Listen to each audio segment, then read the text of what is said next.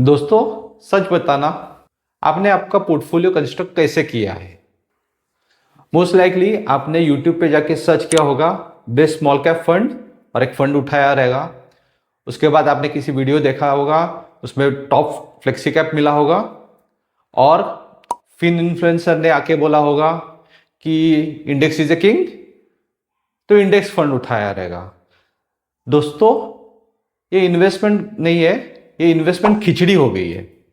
आपको यह पोर्टफोलियो देख के लगता होगा कि आपका पोर्टफोलियो बहुत सेफ है, बहुत सारे फंड्स है मेरे पास, तो एकदम सेफ हो गया, रिस्क कम हो गया। पर मैथमेटिकली आप एक क्लोजेड इंडेक्स फंड बना के रखा है। मतलब क्या? आप एक एक्टिव फंड्स के फीस भर रहे हो और रिटर्न्स तो एक सस्ते इंडेक्स फंड जैसे मिल रहे हैं। आपके रिटर्न्स इतना कम क्यों आ रहे हैं? आज ये वीडियो में हम समझेंगे। पहली सबसे बड़ी गलती, पोर्टफोलियो ओवरलैप। आपको लगता है 10 फंड्स, 10 म्यूचुअल फंड्स मतलब एक्स्ट्रा सेफ्टी, पर रियलिटी क्या है? अगर आपके पास 3 लार्ज कैप या 3 फ्लेक्सी कैप हो तो चांसेस है कि उन तीनों फंड में सबसे बड़ी होल्डिंग एचडीएफसी, रिलायंस और आईसीआईसी की ही होगी। आप वही 3 फंड मैनेजर्स को वही स्टॉक खरीदने के लिए आप अलग अलग फीस दे रहे हो, और इसे डाइवर्सिफिकेशन कहते हैं। जब भी मार्केट गिरता है तो यही फंड्स एक साथ गिर जाते हैं और इससे कंफ्यूजन भी बढ़ता है और आपका एक्सपेंस रेशो भी। दूसरी गलती, पास्ट परफॉर्मेंस। आप ऐसे फंड्स में इन्वेस्ट करते हो कि वो लास्ट ईयर में 30-40% रिटर्न ऑलरेडी दे चुके होते हैं। पर इन्वेस्टमेंट में एक सिंपल रूल है, मीन रिवर्जन। मीन रिवर्जन का मतलब क्या है? जो आज स्टार है वो कल स्ट्रगलर भी हो सकता है।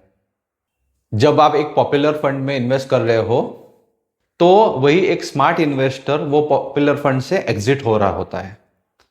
आप हमेशा ट्रेंड के पीछे भागते हो और आप इन्वेस्टमेंट्स हाई पे करते हो, पर जब भी रिटर्न्स की बारी आती है तो मार्केट ठंडा पड़ जाता है। तीसरी गलती, बिहेवियरल गैप। अब आते हैं हम कंट्रोवर्शियल टॉपिक पर, regular versus direct. Social media तो यही सिखाता है, डायरेक्ट लो और 1% बचाओ। बिल्कुल सही है, मैथ्स तो वही कहता है, पर क्या आपने अपना बिहेवियरल गैप कैलकुलेट किया है? डेटा कहता है कि एक average do it yourself investors direct के चक्कर में इतना ओवर ट्रेडिंग कर देता है कि उसका टैक्सेस, एग्जिट लोड्स और पुअर टाइमिंग में 2-3% रिटर्न ऐसे ही चले जाता है। सिर्फ एक्सपेंस रेशियो कम होना जरूरी नहीं है, आपका नेट रिटर्न्स बहुत इंपॉर्टेंट है।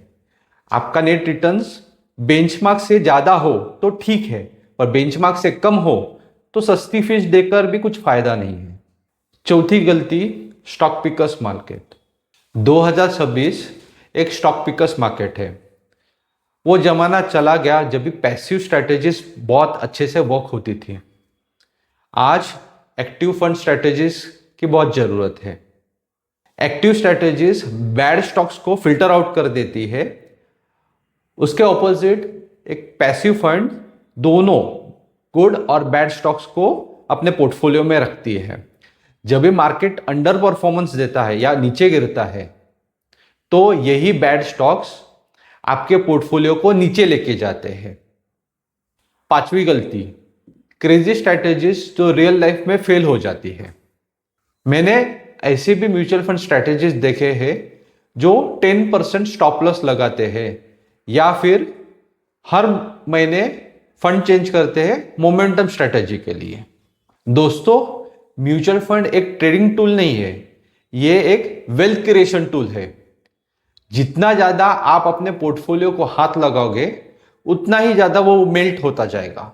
ये सब कूल लगने वाली स्ट्रेटेजीज एक्सेल शीट पे बहुत ही अच्छी लगती है, पर रियल लाइफ में एग्जिट लोड और टैक्सेस आपका पूरा प्रॉफिट खा जाता है।